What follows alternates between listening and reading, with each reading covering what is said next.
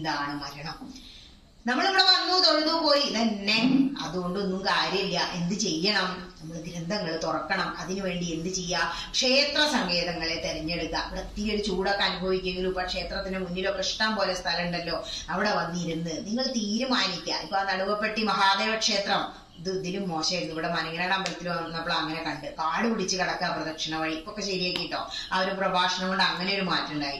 അപ്പോ അവിടെ ചെന്നു വിളിച്ചു അവര്. ടീച്ചറെ 10 കൊല്ലമായി സ്റ്റേജ് കെട്ടിയിട്ടിട്ട് ഉദ്ഘാടനം ചെയ്തിട്ടില്ല. പിന്നെ കൊണ്ടുവന്ന് അതിന്റെ മുകളിൽ തന്നെ ആയിക്കോട്ടെ പ്രഭാഷണം, വലിയൊരു സ്റ്റേജ്. എന്നിട്ടോ പ്രഭാഷണമൊക്കെ നടത്തിയപ്പോ ഞാൻ അങ്ങനെ പറയാ, നിങ്ങളുടെ വീട്ടിലൊക്കെ നിങ്ങൾ കട്ടൊക്കെ വീട്ട് ക്ലീൻ ആക്കി വെച്ചിട്ടില്ലേ? ദുരിതങ്ങളല്ലേ? മഹാദേവന്റെ ക്ഷേത്ര പറമ്പത്തുകാവ് വളാഞ്ചേരി, ഭഗവതി ക്ഷേത്രം കേമായിട്ട് പോകുന്നുണ്ട്, ഇതങ്ങനെ കിടക്കുകയായിരിക്കും. അപ്പൊ ഇതിനെ കുറിച്ച് പറയാ, നിങ്ങളുടെ വീടൊക്കെ ഇത്ര കേമാക്കി വെച്ചിട്ട് ഈ പ്രദക്ഷിണ വഴി ഇങ്ങനെ കിടന്നാ നന്നോ എന്നൊരൊറ്റ വാക്കേ ചോദിച്ചു. പ്രഭാഷണം കഴിഞ്ഞ് ഞാൻ എന്റെ പാട്ടിന് പോന്നു. ആ പിറ്റേ ആഴ്ച തന്നെ അവര് സേവനായിട്ട് മാതൃസമിതിയൊക്കെ ഉണ്ടാക്കി അവര് അമ്മമാരും അച്ഛന്മാരും കൂടി വന്ന് ക്ലീൻ ചെയ്തു, എല്ലാം സെറ്റപ്പ് ആക്കി. അടുത്ത വർഷം ഒരു പ്രഭാഷണത്തിന് വിളിക്കുക. ആദ്യം തിരുവാതിരയ്ക്കാ വിളിച്ചത്.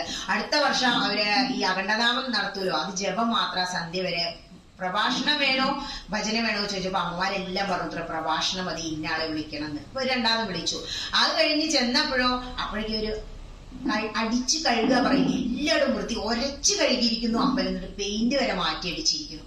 അപ്പൊ അത്രയും മാറ്റം, ഒരൊറ്റ ജ്ഞാനയജ്ഞം. കാരണം എന്താണോ, പണ്ടുള്ള യുഗങ്ങളില് കൃതം ത്രേതം ദ്വാപരം എല്ലാം യാഗങ്ങൾ, യജ്ഞങ്ങൾ, ഹോമങ്ങൾ, തപസ് എല്ലാം വേണമായിരുന്നു. പക്ഷെ കലികാലത്തിൽ അതാണ് യുഗം നാലിലും നല്ലു കലിയുഗം. ഞാനപ്പാനെ സിമ്പിളായിട്ട് നമുക്ക് പറഞ്ഞിരുന്നു.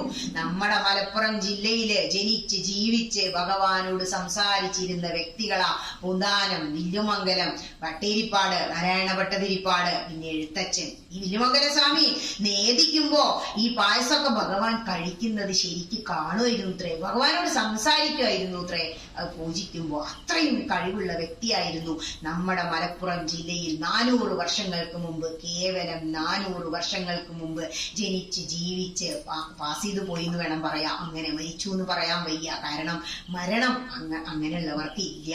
അപ്പൊ എനിക്കുണ്ട് ഇതൊക്കെ എന്ന് മനസ്സിലാക്കുമ്പോ ആ ഒരു ലെവലിലേക്ക് ഉയരാൻ നമുക്ക് തോന്നും, എന്നെ കൊണ്ട് ഇതിനൊന്നും പറ്റില്ല. അന്ന് പട്ടേലിപ്പാട് എന്നോട് അത് പറയുമ്പോ ഞാൻ ഇപ്പൊ എന്ത് ചെയ്യാനാ ഒരു ഭാവമായിരുന്നു. പക്ഷെ ഓരോ ഭാഗവത സപ്താഹത്തിലും വന്നിരിക്കുമ്പോ ഞാനിങ്ങനെ ഇരുന്നൊരു പ്രഭാഷണം നടത്തി എങ്ങനെ ഉണ്ടാവും എന്ന് വെറുതെ എന്റെ മനസ്സ് ആഗ്രഹിച്ചിരുന്നു.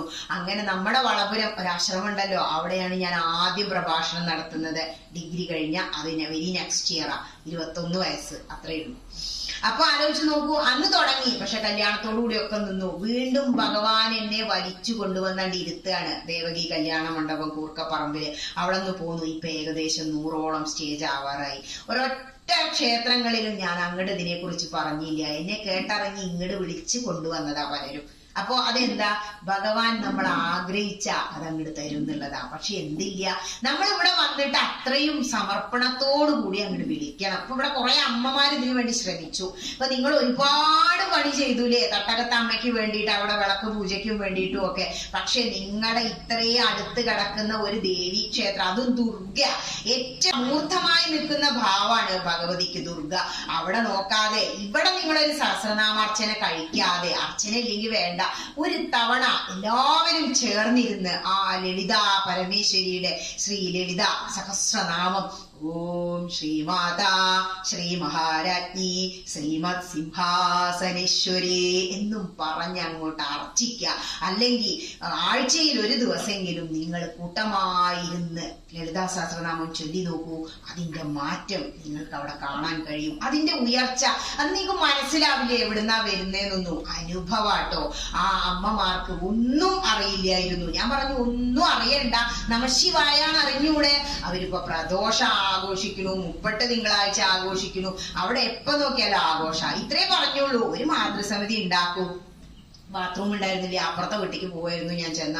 ഇങ്ങനെ ഇരിക്കണ്ടേ കുറെ നേരം. അതുവരെ പിറ്റ് 2ാമത്തെ വർഷത്തിൽ അവർ ബാത്റൂം കെട്ടി വെള്ളം ചാടുന്ന വീഡിയോ വരെ എനിക്ക് അയച്ചു തന്നു. അതെങ്ങനെ സാധിച്ചു? അങ്ങനെ കാട് മുടിഞ്ഞിട്ടേ ഇപ്പുറത്ത് കൂടെ പോവും അയ്യപ്പന്റെ അമ്പലത്തേക്ക്. ഗംഭീര 41 ദിവസം ഇതേ പ്രദർശനം വെക്കില്ല, അതായിരുന്നു അവസ്ഥ. ഒക്കെ മാറി, എന്തെല്ലാം മാറ്റങ്ങളാ. ഇപ്പൊ അവിടെ മാതൃസമിതി 1 രൂപ, ഒരു ദിവസം 1 രൂപ പറഞ്ഞപ്പോ 30 രൂപ എല്ലാ വീട്ടുന്നു. അവർ ഈ തൊഴിൽ പണിക്കൊക്കെ പോണവരാ. അല്ല വലിയ ജോലിയുള്ള ടീച്ചർമാരും വക്കീലന്മാരും അച്ഛന്മാരൊക്കെ ഉണ്ട്, അവരൊക്കെ എന്ത് ചെയ്യുന്നു, അവരെ കൊണ്ട് കഴിയുന്ന ഒരു സംഖ്യ അങ്ങോട്ട് കൊടുത്തിട്ട് വലിയൊരു എമൗണ്ട് അവരെ കയ്യിലായി. ഇപ്പൊ ഒന്നും അവരെന്ത് ചെയ്തിട്ടുണ്ടെന്നോ, അവിടെ തന്നെ ഒരു വിഷ്ണു ക്ഷേത്രത്തില് കലവറ നിറച്ച ഫോട്ടോ എടുത്തിട്ട് എനിക്ക് അയച്ചു തന്നു. മാതൃസമിതിയുടെ കൂട്ടായ്മ, ടീച്ചർക്കാണ് നന്ദി. ഞാൻ എന്ത് ചെയ്തു, ഒന്നുമില്ല, ഇതുപോലെ ഇരുന്നു പറഞ്ഞേയുള്ളൂ. പക്ഷെ ആ മാതൃസമിതി അവർ ഇപ്രാവശ്യം ഓണത്തിന് അമ്മമാര്, ഏറ്റവും വയസ്സായ അമ്മമാർക്കൊക്കെ വീട്ടിൽ കൊണ്ടുപോയി ഓണപ്പട കൊടുത്തു. ഈശ്വരീയമായ ഒരു കാര്യത്തിലൂടെ നമ്മളെ തേടി ഒരു കാര്യം വരുമ്പോ അതിലും കിട്ടുന്ന ഒരു ആനന്ദം വേറൊന്നുമില്ല. അപ്പൊ വീട്ടിൽ എത്രയോ ആള് നമുക്ക് എടുത്തു തന്നിട്ടുണ്ട്, നമ്മൾ അധ്വാനിച്ച് കുറെ എടുത്തിട്ടുണ്ട്. പക്ഷെ നമ്മൾ ആരാധിക്കുന്ന മഹാദേവന്റെ അമ്പലത്തിലെ മാതൃസമിതിയിൽ നിന്നും ഒരു 10 അമ്മമാര്, മക്കളെ പ്രായമുള്ളവര് വന്നിട്ട് ആ മുത്തശ്ശിക്ക് ആ സെറ്റ് കൊണ്ട് കൈമാറുമ്പോ അതിന്റെ കണ്ണിൽ നിന്നും ധാരധാരയായിട്ട് വെള്ളം ഇങ്ങനെ വീഴുക. ആലോചിച്ച് നോക്കൂ, ഭഗവാനെ തന്നെയല്ലേ അവരവിടെ കാണുന്നത്. അങ്ങനെയുള്ള ഒരു കൂട്ടായ്മ, ഒരു 10 വീട് മതി, 10 അമ്മമാര് മതി, ഇതിന് നിങ്ങൾക്ക് സാധിക്കും. കാരണം നമ്മൾ അധ്വാനിക്കാത്ത ആരും ഇല്ല. ഒന്നല്ലെങ്കിൽ വേറൊന്നായിട്ട് ഏണിങ്സ് ഉള്ളവരാ എല്ലാവരും. നമ്മൾ അധ്വാനിക്കുന്നതിൽ നിന്ന് കുറച്ചിവിടെ കൊടുക്കാൻ തയ്യാറായില്ല. അപ്പൊ വെണ്ടാരം ചേർത്തണ്ടാന്ന് വെറ്റി പോയാണ്ടല്ലോ വീട്ടിലെത്തിയ ആസ്പത്രിക്ക് റെഡിയായി നിൽക്കുന്നുണ്ടാവും. അതൊരു അനുഭവം, അതുകൊണ്ട് പറയുന്നതാ. അല്ലെങ്കിൽ നമുക്കതൊരു നഷ്ടാ. നമുക്ക് കിട്ടുന്ന ഏറ്റവും മഹത്തായ ഭാഗ്യ നമ്മളുടെ ഏറ്റവും അടുത്തുള്ള അമ്പലം പരിരക്ഷിക്കുക എന്നുള്ളത്. അത് കഴിഞ്ഞിട്ടേ ഇവിടുന്ന് 10 അടി നടന്നു പോകേണ്ട അമ്പലത്തെ കുറിച്ച് ചിന്തിക്കേണ്ടതുള്ളൂ. കാരണം ഓടി വന്ന് സന്ധ്യക്കിരുന്ന് നാമം ചൊല്ലാൻ, രാവിലെ ഓടി വന്നിട്ട് അരി അടുപ്പത്തിട്ടിട്ട് ഓടി വന്നിട്ട് എന്ത് ചെയ്യാ, ഒന്ന് തൊഴുത് നമസ്കരിച്ചു പോട്ടെ. അതിന് കഴിയുന്ന ആ കയ്യും കാലും ഓടുന്ന കാലത്ത് മാത്രമേ നമുക്ക് അതിന് സാധിക്കൂ. ഭഗവാനോട് എന്താണോ, ഈ കൈ എന്തിനാ തന്നെ, എനിക്ക് അർച്ചന ചെയ്യാനല്ലേ, അപ്പൊ ഞാൻ പൂജാരി അല്ലല്ലോ, അതിനുള്ള ഉത്തരാണ് നിങ്ങൾ വിളക്കർച്ചന ചെയ്തോളൂ. അപ്പൊ പറയും മുത്തശ്ശി, അയ്യോ എനിക്ക് ഇരിക്കാനൊന്നും വയ്യ, വേണ്ട, കസേരയും മേശയൊക്കെ ഇട്ട് കൊടുക്കണം. ഈ ഊട്ടുപരയിലുണ്ടാവും കസേരയും മേശയൊക്കെ. ഇപ്പൊ വാണിയന്നൂർ അമ്പലത്തിൽ അവരെ കൊണ്ട് ഞാൻ അങ്ങനെ ചെയ്യിപ്പിക്കുന്നു. അവിടെ നല്ലൊരു മാതൃസമിതി ഉണ്ടാക്കി. ഇതിപ്പോ ഈ വർഷം ഗംഭീരമായിട്ട് ഒരു സ്റ്റേജൊക്കെ വെച്ചിട്ടാ. ഞാൻ ചെന്നപ്പോ 4 ഹോളോബ്രിക്സിലൊക്കെ യൂട്യൂബിൽ കിടക്കുന്നുണ്ട്. അത് ഇങ്ങനെ ഒരു പലകയൊക്കെ വെച്ചിട്ട് പേടിച്ചിരുന്ന പ്രഭാഷണം നടത്തി. പക്ഷെ ഒരു ഞാൻ നടത്തിയപ്പോ ഒരൊറ്റ വർഷം കൊണ്ട് കുളത്തിന്റെ പണി ഇപ്പൊ ലക്ഷങ്ങളാ. അത് നടക്കാനുള്ള കല്ലിറക്കി വെച്ചു. എവിടുന്നാ വന്നേ, അതൊക്കെ അങ്ങോട്ട് വന്നു. അതാണ് ഓരോരുത്തരുടെ സ്പോൺസർ ചെയ്യാണ്. അതിന് കുളക്കരയിൽ അവരൊരു സ്റ്റേജൊക്കെ അടിച്ച് കെട്ടി വലിയ ബോക്സ് ഉണ്ടെങ്കിൽ തന്നെ നല്ല എഫക്റ്റാ നിങ്ങൾക്ക് കേട്ടോ. ആ വലിയ ബോക്സുകളൊക്കെ വെച്ച് കുട്ടികളുടെ ഡാൻസും ഒക്കെ ആയിട്ട് അവർ പ്രതിഷ്ഠാദിനം 2 ദിവസം ആഘോഷിച്ചു. അതാണ് ജ്ഞാനയജ്ഞത്തിന്റെ മഹിമ. ഞാൻ പറഞ്ഞില്ലേ, മറ്റുള്ള യുഗങ്ങളിൽ ഒന്നും ചെയ്തിരുന്ന കാര്യങ്ങളോ ബുദ്ധിമുട്ടോ ഇല്ല. ഒരു യാഗം, യജ്ഞമൊക്കെ നടത്തണമെങ്കിൽ എന്തെല്ലാം വേണം. പക്ഷെ നാമയജ്ഞം നിങ്ങൾക്ക് മാത്രം ഇവിടെ നടത്താം. ജ്ഞാനയജ്ഞം മാസത്തിൽ ഒരിക്കലെങ്കിലും ഒരാചാര്യൻ ആര് പറയുന്നു എന്ന് നോക്കണ്ട, എന്ത് പറയുന്നു അതാണ് നോക്കേണ്ടത്. പക്ഷെ നമ്മളെ ആൾക്കാർക്കുള്ള മോശം എന്താണെന്നറിയോ, അടുത്തുള്ളവനെ പറ്റില്ല. ഇപ്പൊ ഈ വർഷം എന്റെ പുറമണ്ണൂർക്കാരനോട് വിളിച്ചു പറഞ്ഞു, ടീച്ചർ ഒന്ന് വരുമോ, ഒരു പ്രഭാഷണം, മെയ് മാസത്തിലെ ഒരു പ്രതിഷ്ഠാദിനം. ഞാൻ നോ തന്നെ പറഞ്ഞു. കാരണം എന്താന്നോ, ഈ മുറ്റത്തെ മുല്ലയ്ക്ക് മണം ഉണ്ടാവില്ല. നമ്മൾ അത് എഴുതിയമ്മല്ലേ എന്നുള്ള ഒരു ഇതായിരിക്കും. അപ്പോ അതുകൊണ്ട് അത് വേണ്ടാന്ന് വെച്ചു. കാരണം ഒരു തവണ ഞാൻ അയ്യപ്പന്റെ അവിടെ ഒരു മണ്ഡലം 41 നടത്തിയത് അറിഞ്ഞിട്ടും അവര് പിന്നെ ഒരു മാറ്റം നല്ലതല്ലേ, വേറുള്ളവരെ കുറിച്ച് അന്വേഷിക്കുകയും ചെയ്യുമ്പോൾ അതാണ് നല്ലത്. അവര് വന്നിങ്ങനെ, നിങ്ങൾ അറിയുന്നുണ്ടാവും ഐക്കരപ്പടിയിലേക്ക്, പ്രമോദ് ഐക്കരപ്പടി ആദ്യം 4 ചീത്തകൾ പറയാ ചെയ്യാം. നമുക്ക് ഒരു യജ്ഞത്തിന് വന്നാലുണ്ടല്ലോ പോസിറ്റീവ് എനർജിയാണ് കിട്ടേണ്ടത്. ഈ നെഗറ്റീവ് എനർജി തരുന്നേ, നമ്മളെ വീട്ടിൽ ചീത്ത പറയാ വീണ്ടും ഭർത്താവും ഉണ്ട്, മക്കളുണ്ട്, അവരെ അമ്മയച്ഛനും ഉണ്ട്, എല്ലാവരും ഉണ്ട്. അതൊന്നും വയ്യാഞ്ഞിട്ട് അവർ സമാധാനം, ഇത്തിരി ശാന്തമായ അന്തരീക്ഷത്തിന് വേണ്ടിയിട്ട് അങ്ങോട്ട് വരിക അല്ലെ. ഈ ശാന്തമായിട്ട് ഇങ്ങനെ പിൻ ഡ്രോപ്പ് സൈലൻസിൽ നിങ്ങൾ ഇരിക്കുന്നു എങ്കിൽ ഭഗവാന്റെ ഒരു അനുഗ്രഹമാണത്. ഇനി ഇവിടെ വന്നു ആരാധിക്കാൻ തീരുമാനിച്ചു, അതാണ് ആദ്യം തുടങ്ങേണ്ടത്. മാസത്തിൽ എവിടെ നിന്നെങ്കിലും ഒരാചാര്യനെ നിങ്ങൾ സംഘടിപ്പിക്കുക. ഇങ്ങനെ ഒരു ജ്ഞാനയജ്ഞം 1 മണിക്കൂർ മതി. നിങ്ങൾ അങ്ങനെ സർവം മറന്നങ്ങനെ ഇരിക്കും. 7:30 പറഞ്ഞു, ഒന്നും ആയിട്ടില്ല കേട്ടോ, ഒരു 8 മണി വരെ പറയട്ടെ. ഇങ്ങനെ ഇരിക്കും. ഇങ്ങനെ ഇരിക്കാന്ന് പറഞ്ഞാൽ എന്താണോ, നിങ്ങൾക്ക് പലരും പറഞ്ഞു ഇരിക്കാൻ വയ്യ പറഞ്ഞു, കാലുവേദന മുട്ടുവേദന ഒക്കെ ഉണ്ട്. 1 മണിക്കൂർ എത്ര വേഗം പോയത്. നിങ്ങൾക്ക് എന്താ ഇപ്പൊ കിട്ടിയതെന്നറിയോ, ആത്മസുഖം. ഈ ആത്മസുഖം എന്ന് പറഞ്ഞാല് നമ്മുടെ ശരീരത്തിന്റെ സർവ്വ വേദനകളും അങ്ങോട്ട് മറന്ന് നമ്മൾ ആത്മാവായി ഭഗവാനായി മാറി. അതായത് എന്താ, എം ഭാവം സ്മരണ. എം ഭാവം സ്മരൻ എന്ന് പറയുന്നു ഗ്രന്ഥങ്ങളില്. നിങ്ങൾ എന്താണോ ചിന്തിച്ചു കൊണ്ടിരിക്കുന്നത് നിങ്ങൾ അത് തന്നെയായി മാറുന്നു. അപ്പൊ എന്തായി മാറി? ഭഗവാൻ തന്നെ ആയി മാറി. ഭഗവാന്റെ ഇപ്പം ശ്രീ ദുർഗ എന്താ അത് മനസ്സിലാക്കി. ആരാ ശാന്തിക്കാരൻ, ആരാണ് തന്ത്രി, എന്താണ് ഒരു ക്ഷേത്രത്തിൽ വന്നാൽ നമുക്ക് കിട്ടുന്നത്? ഈ പഞ്ചേന്ദ്രിയങ്ങളെ സുഖിപ്പിക്കുന്നുണ്ട് അമ്പലത്തിൽ വന്നാന്ന് മനസ്സിലായില്ലേ? അപ്പോ അറിഞ്ഞാരാധിക്കുമ്പോ നമുക്ക് കിട്ടുന്ന ആ ഒരു സുഖം. ഇനി നമ്മുടെ ക്ഷേത്രം, ഏറ്റവും അടുത്തുള്ള ക്ഷേത്രത്തിന് വേണ്ടി ഒന്നും ചെയ്യാതെ നിങ്ങൾ ഗുരുവായൂർക്ക് പോയിട്ട് ഒരു കാര്യമില്ല. ഇഷ്ടദേവത ചിലപ്പോ ഈ കൃഷ്ണനൊക്കെ ആവും, ആയിക്കോട്ടെ. ഇവിടെ വന്ന എന്താ ചൊല്ലിയത്? നമസ്തേസ്തു മഹാമായി ശ്രീപീഠേ സുരപൂജിതേ ശംഖചക്രഗദാഹസ്തേ. ശംഖചക്രഗദാഹസ്തേ. അപ്പൊ എന്താ? വിഷ്ണു, കൃഷ്ണനും ഭഗവതി എല്ലാം ഒന്നാ. എന്താ പറയുന്നേ? ആകാശാത് പതിതം തോയം യഥാ ഗച്ഛതി സാഗരം സർവദേവ നമസ്കാരം കേശവം പ്രതിഗച്ഛതി. നാരായണൻ നാരത്തിൽ നിന്ന്, നാരം എന്ന് പറഞ്ഞാൽ വെള്ള, ഈ വെള്ളത്തിൽ പാലാഴിയിൽ കിടക്കല്ലേ, നാരത്തിൽ നിന്നും ഉത്ഭവിച്ച ആ ശക്തി, ആ നാരായണന്റെ ശക്തി എന്ന് പറയുന്നതാണ് ശ്രീ പരമേശ്വരി. അതായത് വള്ളി, പരമശിവന്റെ ഭാര്യയാണ് വള്ളി. ഈ ശിവം എന്നുള്ളതിലെ വള്ളി ഇല്ലെങ്കിൽ എന്താ? ശവാണ്. അതായത് ശ്രീ പരമേശ്വരന് ശക്തി വേണമെങ്കിൽ പാർവതീദേവി ഉണ്ടായിരിക്കണം. അതാണ് നമുക്ക് അർദ്ധനാരീശ്വര സങ്കല്പം എന്ന് പറയുന്നത്. അതുകൊണ്ട് ശ്രീ ഭഗവതി ഇല്ല എങ്കിൽ ഈ പ്രപഞ്ചത്തിൽ യാതൊന്നും ഉണ്ടാവില്ല. ഇപ്പോ സഹസ്രനാമം ചൊല്ലുമ്പോ ഇച്ഛാശക്തി, ജ്ഞാനശക്തി, ക്രിയാശക്തി സ്വരൂപിണി എന്ന് പറയാറില്ലേ? ഈ 3 കാര്യങ്ങളും, ഈ കാര്യങ്ങളെ കുറിച്ച് ഗണേശ കൗശലം പറയുന്നത്. കാരണം നാരദൻ എന്താ എല്ലായിടത്തും വന്ന് തോണ്ടി വെച്ചു പോകും ഇല്ലേ? നാരദൻ ഒരു പഴം കൊണ്ടുവന്നിട്ട് ഈ 2 കുട്ടികളും കൂടി കൊടുത്തു. അപ്പൊ വന്നു ശ്രീ പരമേശ്വരന്റെ അടുത്ത്, എനിക്ക് അമ്മ, എനിക്ക് അച്ഛൻ, കുട്ടികള് ആരാ? മുരുകനും വന്നു, ഗണേശനും വന്നു. അപ്പൊ പറയാ, ആരാണോ ഈ ലോകം ചുറ്റി ആദ്യം വരുന്നേ ആ ആൾക്ക് കിട്ടുന്ന്. അപ്പൊ മുരുകന് കാർത്തികേയന് മയിലിന്റെ മുകളിലും കയറി ഒരൊറ്റ പോകാൻ അങ്ങോട്ട് പോയാൽ മതി, മൂപ്പര് ആദ്യം പുറപ്പെട്ടു. ഗണേശൻ ഈ കൊടവയറും ആനത്തലയും വെച്ചിട്ട് ഒന്നിനും വയ്യാലോ. അപ്പൊ എന്താ? ശക്തി കൊണ്ട് ജയിക്കാത്തിടത്ത് ബുദ്ധി കൊണ്ട് ജയിക്കണം എന്ന ഒരു സൂത്രം നമുക്ക് വേദങ്ങൾ അല്ലെങ്കിൽ ഗ്രന്ഥങ്ങൾ പറഞ്ഞു തരിക. എന്താ ചെയ്ത്? വേഗം ശ്രീ പരമേശ്വരനെയും ശ്രീ പാർവതിനെയും 3 പ്രദക്ഷിണ അങ്ങോട്ട് ചെയ്തിട്ട് വന്നിട്ട് കയ്യാണ് കാണിച്ചു.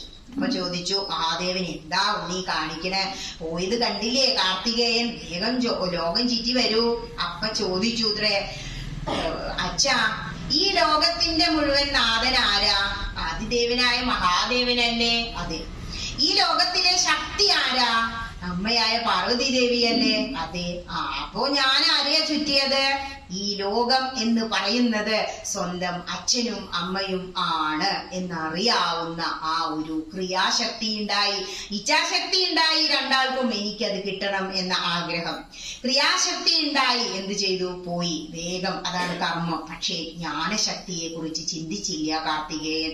കുട്ടി അത് ചിന്തിച്ചു. ഗണേശൻ എന്താ? ജ്ഞാനം കൊണ്ടാണ് അവിടെ ജയിച്ചത്. അതായത് ഒരു ഭക്തി ഭാവത്തിലേക്ക് നിങ്ങൾ വന്ന, അതുകൊണ്ടാണ് ഈ ചൂടത്ത് നിങ്ങളിവിടെ വന്നിരുന്ന് അറിവ് നേടാൻ ശ്രമിക്കാം. അറിവ് ഒരുപാട് നേടുമ്പോണ്ടല്ലോ നമ്മൾ അറിവിൽ അങ്ങോട്ട് ഉയരുമ്പോ അറിവാണ് ഭക്തി, അറിവാണ് ഈശ്വരൻ എന്ന് മനസ്സിലാക്കും. ഇപ്പൊ ഈ ഒരു ജന്മം കിട്ടിയതിനെ തന്നെ കുറിച്ച് ചിന്തിച്ചോളൂ. ഇപ്പൊ നമുക്ക് തോന്നും എന്ത് ഈ അമ്പലം, പക്ഷെ ഈ അമ്പലത്തോളം നമ്മളെ അനുഗ്രഹിക്കാൻ വേറൊരാളും ഇല്ല. ആ അമ്മയുടെ അനുഗ്രഹമാണ്. ചെറിയൊരു മാതൃസമിതിയെങ്കിലും തുടങ്ങണം, ചെറിയൊരു പരിപാടിയാണെങ്കിലും വെക്കണം എന്ന് നിങ്ങളെ തോന്നിച്ചത്. കാരണം നാമജപം ഉണ്ടോ അവിടെ ഒരുപാട് ഉയരങ്ങളിലെത്തും. ഏതെങ്കിലും ഒരു നാമം മതി. ഇനിയിപ്പൊ ആദ്യം ഭജനയും കീർത്തനൊക്കെ ആവാം, നല്ല ഭജനകളുണ്ട്. അമ്മേ മഹാമായേ ആദി പരാശക്തി ദേവീ ദയാമയേ വിജ്ഞാനദായിനി എന്നും പറഞ്ഞ് നിങ്ങളൊരു ഭജന ഇങ്ങോട്ട് സംഘടിപ്പിക്കുക. 10 പേര് പ്ലാൻ ചെയ്തു, എല്ലാവരും കൂടി ഒരു കുയിതാളും ഗഞ്ചറൊക്കെ വെച്ചിട്ട് അയ്യപ്പസ്വാമിയുടെ അമ്പലം അപ്പുറത്തുണ്ട് പറഞ്ഞു. അപ്പോ നിങ്ങളുടെ അമ്പലത്തിന് വരുന്ന ആ ഒരു ഉണർവുണ്ടല്ലോ, ഒരു മൈക്ക് സെറ്റൊക്കെ വെച്ച് ഒക്കെ സംഘടിപ്പിച്ച് നിങ്ങൾ ഭജന തുടങ്ങുക. ആഴ്ചയിൽ ഒരു ദിവസം അല്ലെങ്കിൽ മാസത്തിൽ ഒരു ദിവസമെങ്കിലും കൂട്ടമായി നിങ്ങൾ നാമജപം നടത്തിക്കോളൂ. അതിന്റെ ഉയർച്ച നിങ്ങൾക്ക് കിട്ടും. അതിനുശേഷം ഒരു ഭജനാവലി വാങ്ങുക. ഭജനാവലിയിൽ 3 സഹസ്രനാമവും ജ്ഞാനപ്പാനി, ഹരിനാമകീർത്തനും ഒരുപാട് മുത്തശ്ശി ചൊല്ലി തന്ന കീർത്തനങ്ങളുണ്ട്.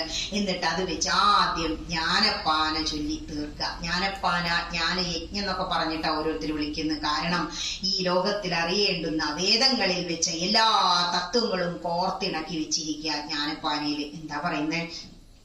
നമ്മയൊക്കെയും ബന്ധിച്ച സാധനം കർമ്മമെന്നറിയേണ്ടതു മുമ്പിനാൽ. ഇപ്പൊ ഇങ്ങോട്ട് വരണമെന്ന് ആഗ്രഹിച്ച് വരാൻ പറ്റാത്ത സ്ത്രീകളൊക്കെ ഉണ്ടാവും, പുരുഷന്മാരുണ്ടാവും. അവരെ ബന്ധിച്ചു വെച്ചിരിക്കുക. എവിടെയാ? കർമ്മം. അവർക്ക് വീട്ടിൽ പണിയാ, തിരക്കാ, അല്ലെങ്കിൽ ആസ്പത്രിയിലാവും, അല്ലെങ്കിൽ ജോലി സ്ഥലത്താവും. കർമ്മം നമ്മളെ ബന്ധിച്ചത് കൊണ്ടാണ് നമുക്ക് ഇവിടെ എത്താൻ പറ്റാത്തത്. പക്ഷേ ഈ പ്രാരാബ്ദം ഇങ്ങനെ അനുഭവിച്ചുകൊണ്ട് ആത്മീയതയിൽ ഉയരാൻ കഴിയും. അല്ലെങ്കിൽ അങ്ങോട്ട് സന്യസിക്കാൻ പോയാൽ പിന്നെ ഒന്നും അറിയണ്ടല്ലോ. പക്ഷേ ലൗകികനാം ഏറ്റവും ശ്രേഷ്ഠൻ. ആചാര പ്രഭു ധർമ്മ എന്ന് പറയും പോലെ ഗീത പറയുന്നതാ, യദ്യദാചരതി ശ്രേഷ്ഠ. ആരാണോ ആചരിക്കുന്നത് അവൻ ശ്രേഷ്ഠനാണ്. ലൗകികനെ അടിസ്ഥാനപ്പെടുത്തിയും കൊണ്ടാണ് എല്ലാം നിലനിൽക്കുന്നത്. മുത്തശ്ശി പറയും, കുടുംബം നോക്കി ഒരു കാശിക്ക് പോണ്ട. കാരണം എന്താണോ, ഈ ലൗകികൻ അധ്വാനിച്ചു കൊണ്ടുവന്ന് കൊടുത്തില്ലെങ്കിൽ സന്യാസി സഭ ഭക്ഷിക്കൂ. പക്ഷെ ഈ ലോകത്തിൽ ഏറ്റവും കൂടുതൽ സന്യാസിമാര് അവരുടെ പരമ്പരയുള്ളത് നമ്മുടെ ഭാരതത്തിലാണ്. സ്വാമി വിവേകാനന്ദൻ ചിക്കാഗോയിൽ പ്രഭാഷണം നടത്താൻ പോയി എന്ന് നമ്മുടെ ടീച്ചർ നമ്മളെ പഠിപ്പിക്കും.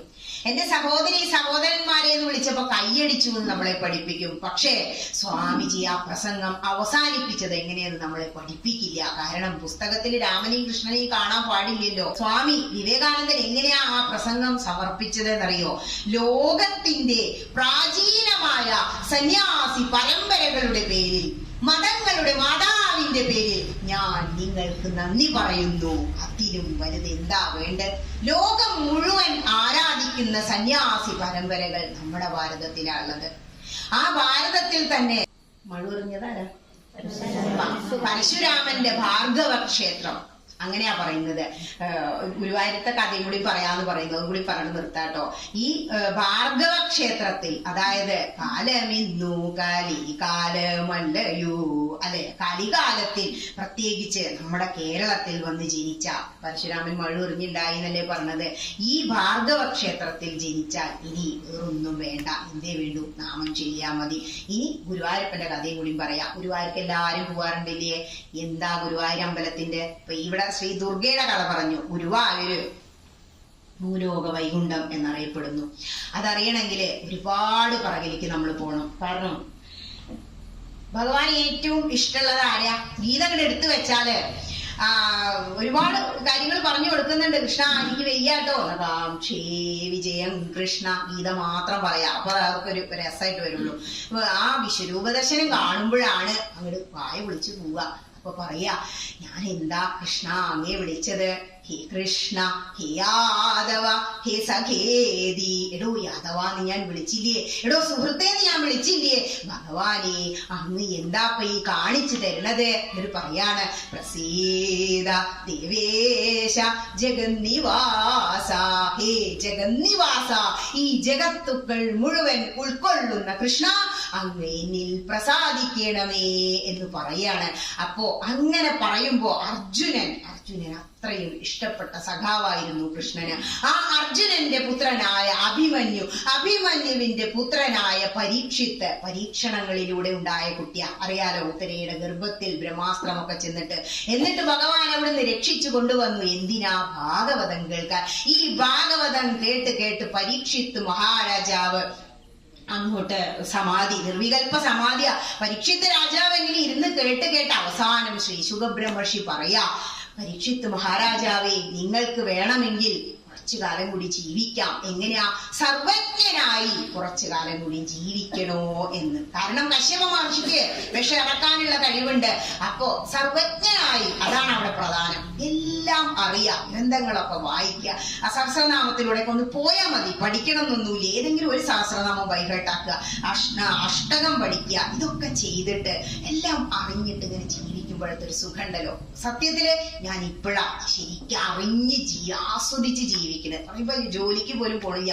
രാവിലെ മോളാണ് പോയാൽ 9 മണിക്ക് ആ വ്യാസപീഠത്തിന്റെ മുന്നിൽ ഒരു ഇരിപ്പ.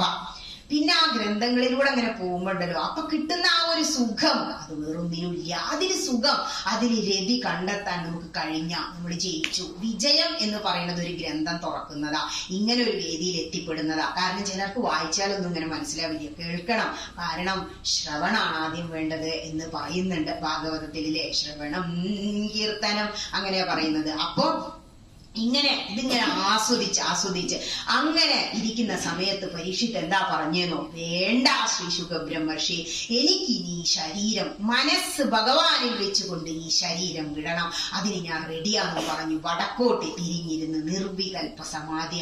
ആ സമയത്ത് തക്ഷകൻ അദ്ദേഹത്തിന്റെ ആ ശാപം സത്യമാക്കണ്ടേ? മുനീശ്വരന്മാർ സാക്ഷാൽ തപസ്വികൾ, ഈശ്വരന്മാരല്ലോ. ആ മുനീശ്വരന്റെ ആ ഒരു ശാപം സത്യമാക്കാൻ തക്ഷകൻ ഒരു മകന്റെ കർമ്മ ചെയ്ത് എന്താ നമ്മളെന്താ ചെയ്യുന്നത്? ഭസ്മാന്തം ശരീരം ഒറ്റ കൊത്താത്ര ഒരു ഇടിമിന്നല് കണ്ടുള്ളൂ എന്നാ അതുമാതിരി. അപ്പോ അത് കഴിഞ്ഞ് അതിലുണ്ടായ മകനായ ജനമേജയൻ എന്ന ചക്രവർത്തി തന്നെയാ. ജനമേജയനും രാജ്യം ഭരിച്ചു.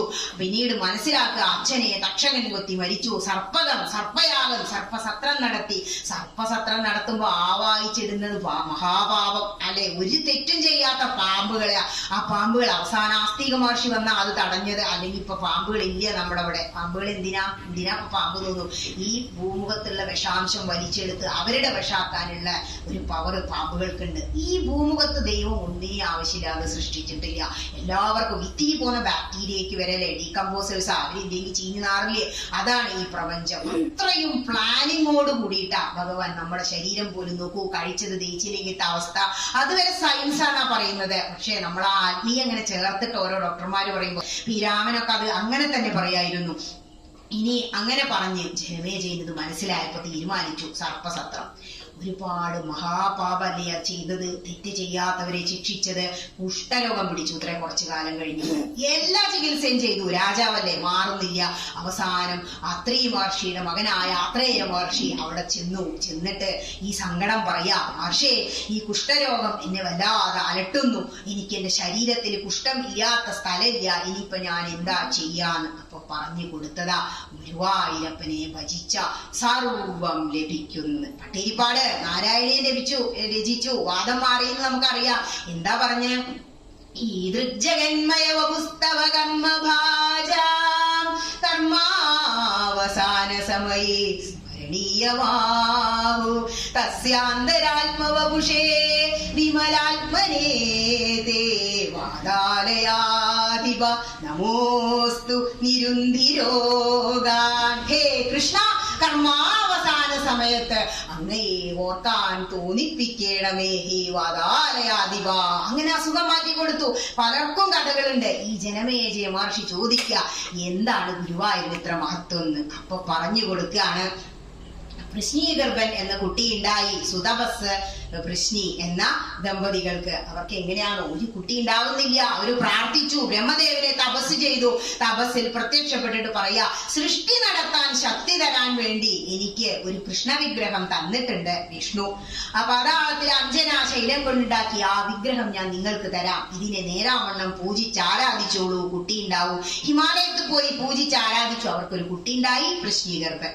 അത് കഴിഞ്ഞ് ബ്രഹ്മാവിനെ തപസ് ചെയ്ത് കണ്ടപ്പോ 3 കാര്യം ഒന്നിച്ച് ചോദിച്ചു അത്രേ. അത് കാരണം 3 ജന്മണ്ട് എന്ന് പറഞ്ഞു. രണ്ടാമത് കൃതയുഗത്തിൽ അവരെന്ത് ചെയ്തു? വീണ്ടും ജനിക്കുകയാണ് കശ്യപനും അതിഥിയുമായിട്ട്. ദേവാസുര യുദ്ധം ഉണ്ടല്ലോ, ദേവന്മാരുടെ അമ്മയാണ് അതിഥി മാതാവ്. അങ്ങനെ ഈ അസുരന്മാരെ വധിക്കാൻ വാമനാവതാരമായി ഭഗവാൻ മകനായി വന്നു. അവസാനം ദ്വാപരയുഗത്തിൽ വസുദേവരുടെയും ദേവകിയുടെയും കുട്ടിയായ കൃഷ്ണനുണ്ടായി. അവർ ആ അഞ്ജനാശൈലം കൊണ്ടുള്ള വിഗ്രഹം ഈ 3 ജന്മങ്ങളിൽ പൂജിച്ചു. കൃഷ്ണൻ അത് കുശസ്ഥലി എന്ന് പറയുന്ന ദ്വീപിൽ ദ്വാരകയിൽ പ്രതിഷ്ഠിച്ച് അങ്ങനെ ആരാധിച്ചു പോന്നു. അവസാനം ദ്വാരക മുങ്ങാറായപ്പോ ഉദ്ധവനോട് പറയാ, ഹേ ഉദ്ധവ, കലികാലത്തിലെ കലിദോഷങ്ങളെ തീർക്കാൻ കഴിവുള്ള ആ വിഗ്രഹം ധർമ്മം ഉള്ളിടത്ത് കൊണ്ടുപോയി പ്രതിഷ്ഠിക്കണം. ഈ ഭാർഗവ ക്ഷേത്രത്തിലെ ധർമ്മം ഉള്ളൂ. അതുകൊണ്ടാണ് ബൃഹസ്പതി ഗുരു, അതായത് ദേവന്മാരുടെ ഗുരു, ഗുരുവായൂരപ്പനായത് അങ്ങനെയാ. വായുദേവനും കൂടി വന്നു. ബൃഹസ്പതി ഗുരു, വായുദേവൻ ഗുരു, വായൂർ അങ്ങനെയാ വന്നത്. എന്നിട്ടോ ഇവിടെ വന്നപ്പോ ശ്രീ പരമേശ്വരൻ ആ കുളം കണ്ടില്ലേ, അവിടെ പോയ റൂം എടുത്താ ഹോട്ട് വാട്ടറിലൊന്നും കുളിക്കരുത്. അത് രുദ്രതീർത്ഥം എന്നാ അറിയപ്പെടുന്നത്. ഭാഗവതത്തിലെ 4ാമത്തെ സ്കന്ധത്തില് പ്രചേതസ്സുകൾക്ക് രുദ്രഗീതം ഉപദേശിക്കുന്നത് അവിടെ വെച്ചിട്ടാ മഹാദേവൻ. ഗുരുവായൂരപ്പന്റെ വർണ്ണനയാ അത്. അപ്പോ ആ തീർത്ഥക്കുളത്തിൽ ക്രീഡിക്കാത്രേ മഹാദേവൻ. അപ്പോ ഇവര് ഇതുമായിട്ട് ചെന്നപ്പോ മഹാദേവൻ പറയാ, നമസ്കരിച്ചപ്പോ, നിങ്ങളെ കാത്തിരിക്കായിരുന്നു ഞാന്, ഇവിടെ തന്നെ പ്രതിഷ്ഠിച്ചോളൂ. അങ്ങനെ അതിന്റെ കുളത്തിന്റെ തെക്ക് ഭാഗത്തായിട്ട് പ്രതിഷ്ഠ നടത്തി. വിശ്വകർമാവ് വന്നിട്ടാണ് അത്രേ ആ ക്ഷേത്രത്തിന്റെ പണി നടത്തി കൊടുത്തത്, ഒക്കെ ചെയ്തത്. ആ കാമധേനു മാതാവ് ഈ പഞ്ചഭൂതങ്ങളെ കൊണ്ട് ഉള്ള എല്ലാ ദ്രവ്യങ്ങളും കൊടുത്തു, അവിടെ പൂജയും നടത്തി എന്ന് പറയുന്നു. ഇങ്ങനെ ആചാര്യസ്വാമിയാണ് അവിടുത്തെ ചിട്ടകളൊക്കെ എഴുതി ചിട്ടപ്പെടുത്തി കൊടുത്ത് പൂജാതി കർമ്മങ്ങള്. അങ്ങനെയുള്ള ആ അഞ്ജന ശൈലം കൊണ്ടുള്ള വിഷ്ണു വിഗ്രഹം ആണ് ഇവിടെ ഇരിക്കുന്നത്, ഗുരുവായൂർ നടയിൽ ഇരിക്കുന്നത്. ഈ അഞ്ജന അപ്പൊ ആ കഥയൊക്കെ കേട്ടപ്പോ ജനമേജയ മഹർഷി വേഗം പുറപ്പെട്ടു.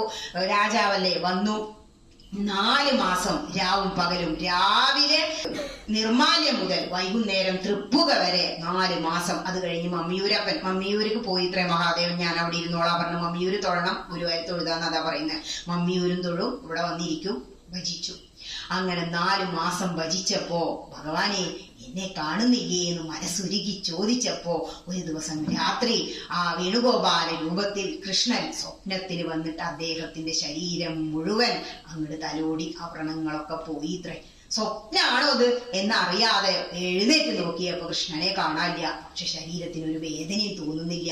നോക്കിയപ്പോഴോ കുഷ്ഠമൊക്കെ മാറിയിരിക്കുന്നു. ഇതിലും വലിയൊരു വൈദ്യനാരാ? വൈദ്യോ നാരായണോ ഹരി. എന്തെല്ലാം അസുഖങ്ങളും പ്രശ്നങ്ങളും ഉള്ളവരാ നമ്മൾ ലൗകികര്. ഇവിടെ വന്നാ ഇരിക്കാൻ വയ്യ, 1.5 മണിക്കൂർ ഇരുന്നില്ലേ, നടക്കാൻ വയ്യ, പ്രദക്ഷിണം വെക്കാൻ വയ്യ, പക്ഷേ വയ്യായില്ല. മനസ്സും ശരീരവും നമ്മൾ എവിടെ വെക്കണം? ഭഗവാനിൽ വെക്കുക. ശരീരത്തെ മറന്ന് മനസ്സായി ആത്മാവായി കൃഷ്ണന്റെ കൂടെ, ജനമേജയന്റെ കൂടെ, ഗുരുവായൂരപ്പന്റെ കൂടെ നിങ്ങൾ എത്തിയില്ലേ? ആ കൃഷ്ണൻ അനുഗ്രഹിക്കാത്തവരാരും ഇല്ല. മേൽപ്പത്തൂരിന്റെ വാദം മാറ്റി കൊടുത്തില്ലേ, ജനമേജയന്റെ കുഷ്ഠം മാറ്റി കൊടുത്തില്ലേ, ചെമ്പൈക്ക് ശബ്ദം കൊടുത്തില്ലേ. അങ്ങനെ എത്ര എത്ര കഥകൾ. 1931 ചെമ്പൈ ഭാഗവതർക്ക് 100 വർഷം. ഈ 31 വന്നാലേ ആവൂ. ഇത്രയും കാര്യങ്ങൾ നമ്മുടെ മുന്നിൽ ഉണ്ടായിട്ട് ഈ ലൗകിക സുഖത്തിന്റെ പുറകെ ഇങ്ങനെ പോണോ? കേൾക്കുക, കേട്ട് പറഞ്ഞ് അറിഞ്ഞ് അത് പഠിച്ച് പ്രചരിപ്പിക്കുക. അതാ നമ്മൾ ചെയ്യേണ്ടത്. ഇനി ഇത്രയും നേരം പറഞ്ഞതിൽ എന്തെങ്കിലും സംശയമുണ്ടോ? ഒക്കെ പ്രാരാബ്ദമുള്ളവരാ, നിർത്തിയില്ലെങ്കിൽ നീ പറഞ്ഞയക്കുണ്ടാവില്ല. എന്തെങ്കിലും അറിയാൻ ആഗ്രഹമുണ്ടോ? ഇത്ര നേരം പറഞ്ഞില്ല, എന്തേലും വിട്ടുപോയി, ടീച്ചർ അവിടെ വിട്ടു പറഞ്ഞില്ല തോന്നുന്നുണ്ടോ? പറഞ്ഞൊന്നും ആയിട്ടില്ല. നമ്മുടെ ഹൈന്ദവന്റേത് ഒരു സാഗര, എത്ര പറഞ്ഞാലും തീരില്ല. പക്ഷെ പറഞ്ഞാലും മടുക്കാതെ നിങ്ങൾക്ക് ഇരിക്കാൻ പറ്റിയോ എങ്കിലാണ് അത് ഒരു ആചാര്യന്റെ വിജയം. ഞാൻ വലിയ ആചാര്യൊന്നും അല്ല കേട്ടോ, കുറച്ചെന്തൊക്കെയൊക്കെ അവിടെ ഇവിടെയും കിട്ടി, മുത്തും പവിഴങ്ങളാണെന്ന് മനസ്സിലായപ്പോ ഇതിന്റെ കൂടെ കൂടി. പക്ഷെ ഇതിൽ കൂടിയതിന് ശേഷം ഞാൻ ഒരാളോടൊരു വാക്ക് പറഞ്ഞാൽ ഭക്തന്മാരുടെ വാക്ക് ഭഗവാൻ സത്യമാക്കും എന്ന് പറയുന്നത് പോലെ അത് സത്യമാവാറുണ്ട്. വരാൻ പോകുന്ന കാര്യങ്ങളെ കുറിച്ച് എനിക്ക് മുൻകൂട്ടി എന്തെങ്കിലും ഒരു ധാരണ എനിക്ക് ഭഗവാൻ തരാറുണ്ട്. ഒരു സ്ഥലത്തേക്ക് പുറപ്പെടുമ്പോ അതിനെക്കുറിച്ച് ഏകദേശം ഒരു മനസ്സ് പറയും, ഇങ്ങനെ ആവും അവിടെ ചെന്ന എന്നുള്ളത്. ഒരു 100 ആളെ ഉണ്ടാവും മനസ്സ് പറഞ്ഞു, 100 ആളെ അധികം ഉണ്ടല്ലേ, അത് എന്റെ ഭാഗ്യം. പിന്നെ പറഞ്ഞില്ലേ ഏറ്റവും അടുത്തുള്ള അമ്പലം. അപ്പൊ നമ്മള് ആ ശബരിമലയ്ക്കൊക്കെ പോകുമ്പോ അമ്പലം ചുറ്റാൻ പോണത് എന്തിനാ? നേരെ അങ്ങോട്ട് പോയാൽ പോരെ, പത്തനംതിട്ടയ്ക്ക് നേരെ അവിടെ എത്തൂലേ. പക്ഷെ എന്താ, അടുത്തുള്ളടത്തൊന്നും തൊഴാതെ ഗുരുവായൂർ ചെന്നാൽ അവിടെ നിർത്തൂത്ത, നിൽക്കുക അവിടെ 4 മണിക്കൂർ. അവിടെ അടുത്തുള്ള എന്റെ ചൈതന്യത്തിന് നിങ്ങൾക്ക് ഈ ചൈതന്യം ഒന്നേ ഉള്ളൂ, അറിഞ്ഞ് ആരാധിക്കുക. ഒരൊറ്റ ഉപാസന, അതാണ് ഹൈന്ദവനില്ലാത്തത്. ഉപാസന വേണം. എന്താ ഉപാസന? ഒരു ചിട്ടയായ ജീവിത രീതി. ഇപ്പോ രാവിലെ എന്നും 5:30 മണി മതി. ഇനി അത്ര നേരത്തെ ബ്രഹ്മമുഹൂർത്തമൊക്കെ അവിടെ കിടക്കട്ടെ, 5:30 മണി എന്നുണ്ടെങ്കിൽ എഴുന്നേൽക്കുക. 6 മണി മുതൽ, എന്റെ ജീവിതശൈലി കേട്ടോ, 6 മണി മുതൽ 7 മണി വരെ എക്സസൈസ് ചെയ്യുക. കാരണം നമ്മള് നന്നായിട്ട് നമ്മുടെ ബോഡി വളരെ ഫ്ലെക്സിബിളാ. യോഗയൊക്കെ ചെയ്ത് കഴിഞ്ഞാലുണ്ടല്ലോ, നമുക്ക് അഷ്ടാംഗ യോഗയൊക്കെ ചെയ്താൽ നമുക്ക് നമ്മളുടെ പരകായ പ്രവേശം വരെ നമ്മളെപ്പം മരിക്കണം നമുക്ക് തീരുമാനിക്കാത്രേ. അത്രയും കഴിവുകൾ കിട്ടുന്ന നാരായണീയം പറയുന്നുണ്ട്. നാരായണീയം മാത്രമൊക്കെ പറയുകയാണെങ്കിൽ ഒരുപാട് പറയാനുണ്ട്. പിന്നെ നമുക്കുള്ള അടുക്കളയിൽ ഇപ്പോ മോൾക്ക് പോണം, 8:30 മണിയാകുമ്പോഴേക്ക് എല്ലാ പണിയും കഴിഞ്ഞ് 9 മണിയാകുമ്പോഴേക്ക് കുളിയും കഴിഞ്ഞ് ഗ്രന്ഥത്തിന്റെ മുന്നിലെത്താം. ആ ഗ്രന്ഥത്തിന് മുന്നിൽ ഇരിക്കുമ്പോ കിട്ടുന്ന സുഖം ഉണ്ടല്ലോ. ഓരോ വാക്കുകളും ഇങ്ങനെ വായിച്ച് അതിന്റെ അർത്ഥങ്ങളെ കുറിച്ച് അങ്ങനെ ചിന്തിക്കുമ്പോ, അത് പറയുമ്പോ, നാരായണിയൊക്കെ പറയുമ്പോ തോന്നും അയ്യോ ഇത് ബുദ്ധിമുട്ടല്ല. ജ്ഞാനപ്പാന, ഞാൻ പറഞ്ഞില്ല, ആദ്യം ജ്ഞാനപ്പാന വായിക്കുക, അത് കഴിഞ്ഞിട്ട് ഹരിനാമകീർത്തനം വായിക്കുക. രാമായണം, നിങ്ങളിവിടെ രാമായണം ഒരു 31 ദിവസം വായിക്കാനാണ് തീരുമാനിക്കുക. 31 നടക്കിട. ലേഡീസ് ആകുമ്പോൾ പ്രശ്നം ഉണ്ടല്ലോ, അച്ഛന്മാരെയും കൂട്ടി. എന്റെ അവിടെ മാതൃസമിതി എന്നൊക്കെ പേര് പറയും, ഞാൻ പിതൃസമിതിയും കൂട്ടിയിട്ട് 2 അമ്പലത്തിൽ 31 ദിവസം വായന നടത്തും. അതിൽ ഒരു ദിവസം എന്ത് ചെയ്യാ, സമ്പൂർണ്ണം അങ്ങോട്ട് വെക്കുക. ഞാൻ വേണമെങ്കിൽ വരാം, ഞാൻ ഇത്ര കാലം എന്റെ ജീവിതത്തിൽ ദക്ഷിണ ചോദിച്ചിട്ടും പറഞ്ഞിട്ടും ഇല്ല. അവരൊക്കെ വിളിക്കും കമ്മിറ്റിക്കാരെ, ഞാൻ എനിക്ക് വില ഇട്ടിട്ടില്ല. കാരണം അത് എന്നെ കേട്ട് ഭഗവാൻ എനിക്ക് തരുന്നതാ. ഒരു സ്ഥലത്ത് നിന്ന് കുറഞ്ഞാൽ പിറ്റേ ദിവസം അടുത്ത സ്ഥലത്ത് നിന്ന് കൂടും. കഴിഞ്ഞ വർഷമല്ല, അതിന്റെ മേലത്തെ വർഷം കോഴിക്കോട് ശിബിരം വെച്ചു. രാവിലെ മുതൽ വൈകുന്നേരം വരെ ഫുൾ രാമായണ ശിബിരം കഥയും പറഞ്ഞ് ഞാൻ പോന്നിട്ട് അവര് എനിക്ക് 2000 രൂപ തന്നു പ്രഭാഷണത്തിന്. പിറ്റേ ദിവസം 1 മണിക്കൂർ പ്രഭാഷണം നടത്തിയിട്ട് 5001 രൂപ ദക്ഷിണ കിട്ടി. എന്റെ ദക്ഷിണയുടെ കണക്ക് പറയല്ല.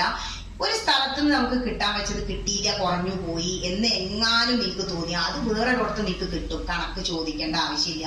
നിങ്ങൾക്ക് നമ്മുടെ ഹൈന്ദവർക്ക് എന്താ ചുതി പറ്റിയെന്നറിയോ? ആചാര്യന്മാരുടെ വലിയ ദക്ഷിണ കാരണം ആരും വലിയ ആചാര്യന്മാരെ വിളിക്കില്ല. ചെറിയ ആൾക്കാരെ വിളിച്ചാലോ അവരത് സാധാരണക്കാർക്ക് ദഹിക്കൂല, മനസ്സിലാവൂല. ഇതല്ലേ സംഭവിച്ചുകൊണ്ടിരിക്കണ. ദക്ഷിണ എന്ന് പറഞ്ഞാൽ എന്താണെന്നറിയോ? ഒരു യജ്ഞം, ഇത് ജ്ഞാനയജ്ഞാണ്. ജ്ഞാനയജ്ഞം എന്ന് പറഞ്ഞാൽ പണ്ടത്തെ യാഗങ്ങൾക്ക് തുല്യം. ആ യജ്ഞം കഴിയുമ്പോ ആചാര്യ ദക്ഷിണ സമർപ്പിക്കണം എന്നേ ഗ്രന്ഥം പറയുന്നുള്ളൂ. ഇത്ര രൂപ വേണം എന്നൊന്നിനും പറയുന്നില്ല. പണ്ടൊക്കെ 1.25 രൂപയ്ക്കാണ് ദക്ഷിണ വെക്കുക. ആചാര്യ ദക്ഷിണ വെക്കുന്നത് ഈ യജ്ഞദേവന്റെ പത്നി ആണ് ദക്ഷിണാദേവി. ഈ ഒരു യാഗം നടത്തുമ്പോ കണ്ടില്ലേ, യജമാനന് ഭാര്യയോടുകൂടി ഇരിക്കണം എന്നൊക്കെയാണ് ഗ്രന്ഥങ്ങൾ, ദേവി മഹാത്മ്യം എടുത്താൽ കാണാം. അപ്പോ ആ ആചാര്യന് ദക്ഷിണ സമർപ്പിക്കുമ്പോ ഈ വെറ്റിലയില്, അങ്ങനെയാണ് പണ്ടത്തെ കേട്ടോ, ഇന്നത്തെ കാര്യമല്ലേ പറയണ, വെറ്റിലയുടെ തുമ്പ് മുകളിലേക്കാക്കി അതിനുള്ളിൽ പാക്കും പണവും വെക്കണം എന്നുള്ളൂ, ഇത്ര വെക്കണം എന്നില്ല. അതങ്ങനെ ആചാര്യന് നേരെ നീട്ടുമ്പോ ദക്ഷിണാദേവി അവിടെ വന്നു. അപ്പോ ഭഗവാൻ പൂർണ്ണനായി. ഞാൻ പറഞ്ഞില്ലേ, ശിവൻ ശക്തിയില്ലാതെ ശിവന് പൂർണ്ണതയില്ല. അപ്പോ ആചാര്യൻ ആ വെറ്റിലത്തുമ്പിലേക്ക് നോക്കുമ്പോ അദ്ദേഹത്തിന് അത്രയും സമയം ചെയ്ത ജ്ഞാനയജ്ഞത്തിന്റെ പുണ്യം ആ നോട്ടത്തിലൂടെ ഊർന്നിറങ്ങി ആ കേട്ടിരുന്ന വ്യക്തികളിലേക്ക്, ക്ഷേത്രത്തിലേക്ക്, ആ ഗ്രാമങ്ങളിലേക്ക്. അങ്ങനെയാണ് അതിന്റെ തത്വം. അല്ലാതെ അത് കാരണമാണ് നമ്മുടെ ഹൈന്ദവ മതം ഇത്രയും നശിച്ചത്. വലിയ ആചാര്യന്മാരെ വിളിച്ചു നോക്കൂ, 3 ലക്ഷമൊക്കെയാണ് സപ്താഹത്തിന് വാങ്ങുന്നത് അല്ലെ. ഡൽഹിയിൽ നിന്ന് വിളിച്ചു ടീച്ചറെ വരും, 1 ആഴ്ച കൊണ്ട് 1 ലക്ഷം ഉണ്ടാക്കാം, 3 ആളേ ഉള്ളൂ. അതാ ഭാഗവതം വിറ്റു നടന്നിടാതെ. കലികാലത്തിൽ എന്താ പറയുന്നത്? കലികാലത്തിൽ ഭഗവാനെ വിൽക്കും. നമ്മൾ വിൽക്കണ്ട, നമുക്ക് ആരോടും ചോദിക്കണ്ടല്ലോ. മറ്റു അമ്പലങ്ങളിൽ ചെന്ന ആ കമ്മിറ്റിക്കാരുടെ കണ്ണുരുട്ടല് കാണണം, അവരെ ചീത്ത കേൾക്കണം. ഇവിടെ ഇത്രയും ശാന്തമായിട്ട് ഞാൻ പരിചയപ്പെട്ടിടത്തോളം എല്ലാവരും നല്ല സൽസ്വഭാവികളാ, വിനയാന്വിതമായി പെരുമാറുന്നവരാ. അതേ വേണ്ടു, നന്നായി ഒന്ന് പെരുമാറുക. ആ വരുമ്പോഴൊരു ബഹുമാനം. ഞാൻ വലിയ ആളായിട്ടൊന്നല്ല, പക്ഷെ give respect and take respect എന്നാണ് ഞാൻ പഠിച്ചിരിക്കുന്നത്. നമ്മൾ അങ്ങോട്ട് കൊടുക്കുമ്പോ അതന്നെ നമുക്ക് ഇങ്ങോട്ട് കിട്ടും. മറ്റുള്ളവരോട് തട്ടി കയറിയാൽ നമുക്കങ്ങോട്ട് പോകാൻ തോന്നുമോ? നിങ്ങളുടെ അമ്പലത്തിനെ അങ്ങോട്ട് ഉയർത്തുക, നാമജപം നിർബന്ധമായിട്ട് വെക്കുക. മാതൃസമിതിയിൽ ഒരു ഗജാഞ്ചി, ഒരു പ്രസിഡന്റ്, ഒരു സെക്രട്ടറി ഉണ്ടാവുക. എന്തിനാ ആദ്യം ഗജാഞ്ചി പറഞ്ഞോ? ഈ ഇത് മുന്നിലില്ലെങ്കിൽ ഒരു കാര്യങ്ങളും നടക്കില്ല. എന്റെ മാതൃസമിതിയിൽ ഞാൻ അങ്ങനെ വെച്ചിട്ട് എല്ലാ മാസവും 2 അമ്പലത്തിലും നാമജപം വെക്കും. അമ്മമാരൊക്കെ വരും. സഹസ്രനാമം കഴിഞ്ഞാൽ കുറെ ഭജനയൊക്കെ ചൊല്ലിക്കൊടുക്കും. അത് കഴിയുമ്പോഴൊക്കെ അവിടെ മാവും ചായയും പാടും ഉണ്ടാവും. അപ്പൊ പിന്നെ അവർക്ക് ധൃതിയില്ല പോവാനേ, ഞായറാഴ്ചയിൽ തിരക്കൊന്നുമില്ല. അപ്പൊ ഭക്ഷണം, ഭുക്തി മുക്തിപ്രദൻ ഭഗവതി അങ്ങനെ തന്നെ. ആദ്യം ഭുക്തി, ശരീരം ഉണ്ടെങ്കിലല്ലേ ഈ യന്ത്രം ഓടുള്ളൂ. നമ്മുടെ ശരീരം ഒരു വാഹന. ഇത് കിട്ടിയത് എന്തിനാന്നോ? വെറുതെ ഇങ്ങനെ ഒരു കാറ് വാങ്ങി അവിടെ ഇട്ടു, തുരുമ്പിക്കില്ലേ? പക്ഷെ അത് ഓടിച്ചാലോ ഒരു കുഴപ്പമില്ലല്ലോ. നമ്മുടെ ജീവിതമാകുന്ന ഈ യാത്രയിൽ ഓടാൻ കിട്ടിയ വാഹനാണ് ഈ ശരീരം. അതെ, രഥകൽപ്പനയിൽ അതാ പറയുന്നത്. ഈ ശരീരമാകുന്ന കാറ് നിങ്ങൾ വെറുതെ വീട്ടിൽ ഇങ്ങനെ ഇരുന്ന് തീർക്കരുത്. എനിക്ക് അനുഭവം. ആലിക്കൽ അമ്പലത്തില് വളരെ മോശമായ ഒരു പരിതസ്ഥിതിയായിരുന്നു ഞാൻ ചെറുതാവുമ്പോ. ഞാനപ്പോ രാമേട്ടനുണ്ട്, നമ്മുടെ രാമേട്ടനോട് പറഞ്ഞു, നമുക്ക് ഒരു മാസപ്പിരിവൊക്കെ അങ്ങോട്ട് തുടങ്ങിയാലോ. പറഞ്ഞു, കുട്ടി അതൊക്കെ പണ്ടുണ്ടായിരുന്നു, പിന്നൊക്കെ നിന്നുപോയി, ആരും തയ്യാറല്ല. ഞാൻ പിരിക്കാൻ രാമേട്ടാന്ന് പറഞ്ഞു. ഞാൻ അങ്ങനെ, ഞങ്ങളവിടെ കുറച്ച് വീടുകളേ ഉള്ളൂ. ഓരോ വീടുകളിൽ ചെല്ലുമ്പോഴും അവരുടെ റിയാക്ഷൻസിനനുസരിച്ചായി ഇപ്പൊ അവരുടെ കുടുംബം നിലനിൽക്കുന്നത്. ഒരു വീട്ടിൽ ചെല്ലുമ്പോ ചിരിച്ചോണ്ട് അവർ തരുമായിരുന്നു. 5 രൂപയാണ് ഒരു മാസം പിരിവ്, 5 രൂപ. അന്ന് അത്രയും വലുതാണത്. പക്ഷെ വേറൊരു വീട്ടിൽ ചെന്നപ്പോ അവര് വളരെ മോശമായിട്ട് ഇതൊക്കെ തങ്കം വിരിച്ചു കൊണ്ടേ കൊടുത്തിട്ട് വേണം, ചെമ്മലയിലൊക്കെ തങ്കാണ്. അപ്പോ മുഖം കറപ്പിച്ച് സംസാരിക്കുമ്പോൾ നമുക്ക് ഇവരാട് പോകാൻ തോന്നില്ല. അങ്ങനെ പിന്നെ ഞാൻ കൊണ്ടുവന്ന് കൊടുക്കുമ്പോ അവിടെ ചോദിക്കും, നാളേക്ക് എന്തേലും വേണോ തിന്ന്? ഞാൻ പറയും, ഭഗവതിയുടെ അനുഗ്രഹം മാത്രം മതി. ആ അനുഗ്രഹം ഇന്ന് ഇന്നെ ഇവിടെ ഇരുത്തി ഇങ്ങനെ 1.5 മണിക്കൂർ ഒന്നും നോക്കണ്ട കാര്യമില്ല, ഇതിനുള്ളിൽ ഇരിക്കുന്നുണ്ട് ഉറപ്പാണ്. ഇവിടെ അഹമാത്മാഗുഡാദേശ ഇവിടെ ഇരിക്കുന്നുണ്ട്, ഉറപ്പാ. അപ്പൊ ആ ഒരു അനുഗ്രഹം അന്ന് കിട്ടിയതാ ഇന്നെ ഈ വഴിയിലേക്ക് എത്തിച്ചത്. ജീവിതത്തിൽ നേടാവുന്ന ഏറ്റവും വലിയ സുഖം ഉണ്ടല്ലോ ഈ 1.5 മണിക്കൂറാ. ഒരു കൊല്ലം പഠിപ്പിച്ച ഈ സാറ്റിസ്ഫാക്ഷൻ എനിക്ക് കിട്ടില്ല. അതുകൊണ്ടാണ് ഞാൻ ടീച്ചിങ് ജോലി നിർത്തിയത്. അത് പറഞ്ഞിട്ട് കാര്യമില്ല, ഇതെന്നെ ഛർദ്ദിക്കുന്ന എല്ലാ കൊല്ലവും തന്നെ. അപ്പൊ നോക്കൂ, അത് ഇപ്പൊ ആ ഒരു കുടുംബത്തിൽ കുടുംബത്തില് ആ ചൂടായ അമ്മ ആദ്യം കാല് മുറിച്ചു, ദുരിതപ്പെട്ടു മരിച്ചു. അവരുടെ മകൻ ഇപ്പൊ ദുർമരണം ഉണ്ടായി. ആ വീടിന്റെ അവസ്ഥ. ചൂടായ മറ്റേ വീട്ടുകാരുണ്ടല്ലോ, ആ വീടേ നശിച്ചു. മകളിപ്പോ പ്രാന്തായി നടക്കുക, ആ വീട്ടിൽ ആരുമില്ല. ഇതാണ് ചെമ്മലേത്തെ അവസ്ഥ. സന്തോഷത്തോടു കൂടി തന്നവരൊക്കെ ഉന്നതങ്ങളിലെത്തി. എന്താ അവരുടെയൊക്കെ വീട് ബംഗ്ലാവ്. അപ്പോ 5 രൂപ നമ്മൾ അധ്വാനിക്കുന്നതിൽ നിന്നും ഒരു ഭാഗം ഭഗവതിക്ക് നീക്കിവെച്ച നിങ്ങൾക്ക് നിങ്ങൾ അറിയാത്ത ഐശ്വര്യം, ദുർഗയെ പൂജിച്ചാൽ ശക്തി ഐശ്വര്യം തീർച്ചയാണ് കൂടെ. ഐശ്വര്യമില്ലെങ്കിൽ ഇങ്ങനെ ഭഗവാൻ അല്ലെങ്കിൽ ഭഗവതി എന്ന് പറഞ്ഞാൽ എന്താ? 6 ഭഗങ്ങൾ ഉള്ളവൻ ഭഗവാൻ, 6 ഭഗങ്ങൾ ഉള്ളവൾ ഭഗവതി. ഐശ്വര്യം, ശ്രീ, വീര്യം, യശസ്, വിജ്ഞാനം, വൈരാഗ്യം, ഇതാണ് 6 ഭഗങ്ങൾ. ഇതൊക്കെ വിസ്തരിച്ച് പറയാൻ കുറേ ഉണ്ട്. ഈ 6 ഭഗങ്ങൾ നമ്മുടെ കൂടെ ഉണ്ടാവണമെങ്കിൽ നമ്മൾ നമ്മുടെ ഗ്രാമദേവതയെ ആരാധിക്കുക. ഇപ്പൊ മോതിരപ്പറ്റയെ കുറിച്ചൊക്കെ പറഞ്ഞു. എന്തൊക്കെയോ കാര്യങ്ങൾ നമ്മൾ അറിയാതെ നടന്നുപോയി. നമ്മളായിട്ട് നമ്മൾ ചെയ്യേണ്ട ഉത്തരവാദിത്തങ്ങൾ ഒഴിഞ്ഞു മാറരുത്. ഈ ആചരിക്കുന്നത് ഞാൻ പറഞ്ഞില്ലേ, യദ്യദാചരതി ശ്രേഷ്ഠ. ഇനി നിങ്ങൾ ആചരിച്ചോളൂ, നിങ്ങൾ ശ്രേഷ്ഠന്മാരായി മാറും. വാക്ക് സത്യമാണ്. പ്രപഞ്ചത്തിന്റെ ചൈതന്യം വാക്കാണ്. ആചാര്യന്മാരുടെ വാക്ക് സത്യമാവും. നോക്കിക്കോളൂ, ഓരോ കാര്യങ്ങളായിട്ട് നിങ്ങൾ മുന്നോട്ട് കൊണ്ടുപോയി നോക്കൂ. നല്ലൊരു മാതൃസമിതി ഉണ്ടാക്കി 10 ആൾക്കേ വരാൻ പറ്റുള്ളൂ. മതി. നാമജപം തുടങ്ങുക, ജ്ഞാനപ്പാന, ഹരിനാമകീർത്തനം, രാമായണം, അത് കഴിഞ്ഞ് പതുക്കെ ഒരു അധ്യായം ഭഗവത്ഗീത, അത് കഴിഞ്ഞ ഭാഗവതം. ഭാഗവതമൊക്കെ അമ്മമാരെന്നെ സപ്താഹം നടത്തുന്നുണ്ട്. ഇപ്പോ കഥ പറയുന്നില്ല എന്നേ ഉള്ളൂ, അവര് വായിച്ചു തീർക്കുകയാണ്. ഭാഗവതത്തിലെ ശ്ലോകങ്ങളൊക്കെ കൃഷ്ണനെ എന്തി സ്തുതിക്കണല്ലേ. കൃഷ്ണായ വാസുദേവായ ദേവകീ നന്ദനായ ച നന്ദഗോപകുമാരായ ഗോവിന്ദായ നമോ നമഃ. എത്ര അമ്മമാരെ കാണിച്ചു തരുന്നു. ദുർഗയെ പോലെ നമുക്ക് കൗസല്യ മാതാവ് എന്താ ഉപദേശിച്ച രാമായണത്തില്? കുന്തി ദേവി, പിന്നെ സീതാദേവി, ഇങ്ങനെ എത്രയോ അമ്മമാർ ദുർഗയായി നമ്മുടെ മുന്നിൽ കഥാപാത്രങ്ങളായി വരുന്നു. നമ്മൾ ഗ്രന്ഥങ്ങളിലൂടെ പോകണം. കാരണം ഗ്രന്ഥങ്ങളിലേ ഉള്ളൂ. ക്ഷേത്രത്തിലൊക്കെ ഒരു പരിമിതി ഉണ്ട്. ആചാര്യസ്വാമി അവസാനം അത് പറയുന്നുണ്ട്. അത് പറഞ്ഞ ആദ്യം തന്നെ നിങ്ങൾ വരാതിരിക്കേണ്ട. LKG ഇല്ലാത്തവന് MA എടുക്കാൻ കഴിയില്ല. LKG ആയ വന്ന് തൊഴുത് നമസ്കരിക്കൽ തുടങ്ങുക. തുടങ്ങാത്തവരെ നിർബന്ധിച്ച് കൊണ്ടുവരിക. ജ്ഞാനയജ്ഞങ്ങളിൽ പങ്കെടുപ്പിക്കുക. നാമജപം തുടങ്ങുക. ഇങ്ങനെ ഇടയ്ക്കിടയ്ക്ക് ഓരോ ചെറിയ ചെറിയ കുട്ടി പ്രഭാഷണമൊക്കെ നിങ്ങളിൽ തന്നെ ആർക്കെങ്കിലുമൊക്കെ വയ്ക്കുമെങ്കിൽ ഇരുന്ന് ചെയ്യുക. ഒരുപാട് കഥകളുണ്ട്. കഥകൾക്ക് പിന്നിലുള്ള തത്വങ്ങളാണ് നമ്മുടെ ആൾക്കാർക്ക് വേണ്ടത്. എന്നോട് പറയും, കുറുപ്പ് വീണ കുറുപ്പുണ്ട് നടുവട്ടത്ത്, അവിടെ ചെന്നാൽ പറയും. അവിടെ തുടർവളിക്കാർ ഇപ്പൊ 4 വർഷമായി അവർ ഇന്നെ തന്നെ വിളിക്കല്. ടീച്ചറെ കഥ പറയണ്ട കേട്ടോ, തത്വങ്ങൾ പറഞ്ഞാൽ മതി. കഥകളൊക്കെ അതാ ഞാൻ ചുരുക്കി പറഞ്ഞത്. ഈ തത്വങ്ങള് ജീവിതത്തിന്റെ ആ പൊരുളുണ്ടല്ലോ, അതാണ് മനസ്സിലാക്കുക. കാരണം ഈ ശരീരം നശ്വരാണ്. ഇതിനിങ്ങനെ ഇരിക്കാൻ കഴിയോ? 10 കൊല്ലത്തിന് മുമ്പ് ഇങ്ങനെയല്ല, അടുത്ത 10 കൊല്ലം കഴിഞ്ഞ് എങ്ങനെയല്ല.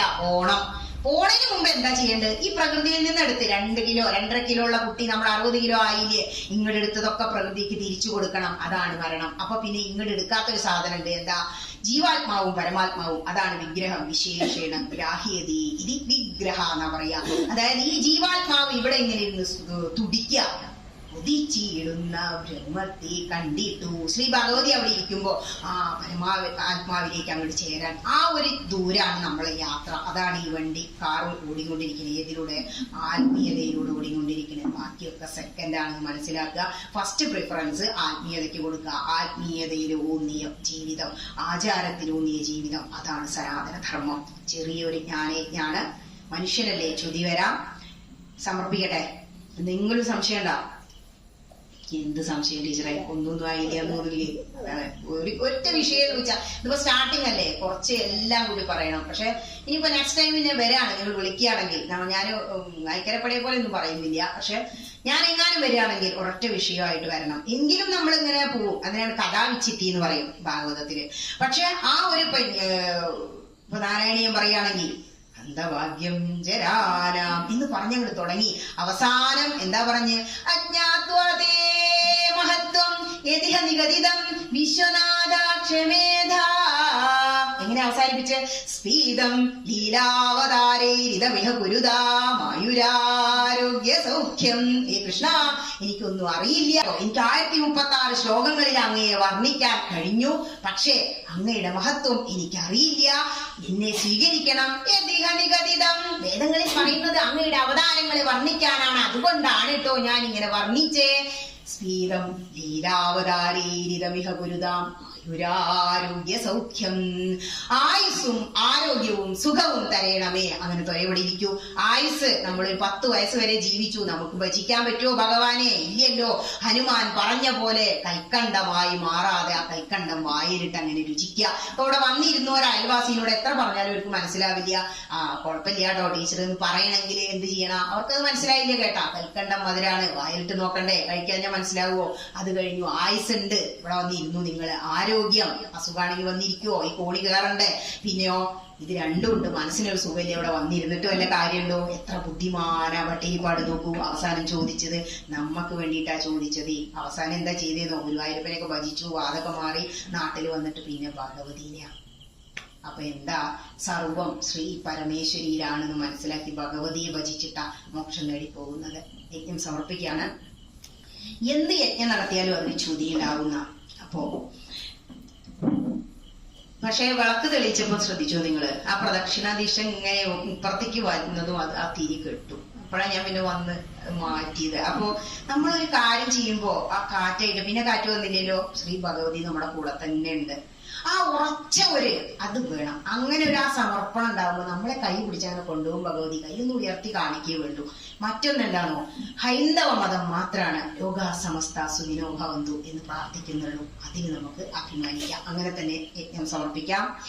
കായേന വാചാ മനസേന്ദ്രിയൈർവാ ബുദ്ധ്യാത്മനാ വാ പ്രകൃതിർ സ്വഭാവാൽ കരോമി യദ്യൽ സകലം പരസ്മൈ നാരായണായേതി സമർപ്പയാമി. നാരായണായേതി സമർപ്പയാമി. ജഗദംബികായേതി സമർപ്പയാമി. സ്വസ്തി പ്രജാഭ്യ പരിപാലയന്താം ന്യായേന മാർഗേണ മഹിന്മഹീശാ. ഗോബ്രാഹ്മണേഭ്യഃ ശുഭമസ്തു നിത്യം. ലോകാ സമസ്താ സുഖിനോ ഭവന്തു. ലോകാ സമസ്താ സുഖിനോ ഭവന്തു. ലോകാ സമസ്താ സുഖിനോ ഭവന്തു. ഓം